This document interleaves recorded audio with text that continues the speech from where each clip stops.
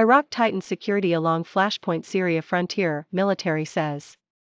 Iraqi commanders on Monday toured the remote desert frontier controlled by various different forces, including the Iraqi military, Iran-aligned militias, the Syrian army, anti-Damascus rebels, and UDAS-backed Kurdish forces. The border is a flashpoint for tension between Iran-backed groups and the United States, and is also tense because of Islamic State incursions and Turkish pressure on Kurdish rebel groups. At an outpost facing into Syria, Lieutenant General Abdul Amir al-Shamari said the Iraqi side was under the control of state forces and was being more tightly secured, but that the main challenges came from inside Syria.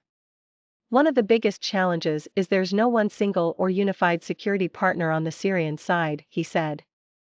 In this area, the Syrian Democratic Forces, SDF, are across the border, whom we coordinate with via the U.S. coalition, he said, referring to U.S.-backed, Kurdish-dominated paramilitaries battling Islamic State remnants and also opposed to Turkey. Further south, there's the Syrian army, and in some areas beyond that, controlled by Syrian opposition groups, Shamari said. Iraq was stepping up use of high-tech thermal cameras and observation balloons, he said. Reuters reporters touring the border by air with the military saw diggers making deeper trenches along large sections of the Iraqi side of the frontier, which is sparsely peppered with border guard towers, earth berms, and metal fences. Shamari said some families of IS fighters had recently been detained after crossing from Al-Hol, a displacement camp on the Syrian side housing tens of thousands of people who fled IS's final enclaves. Officials worry Al-Hol is a breeding ground for extremism and fear the return of thousands of Iraqis with ties to IS.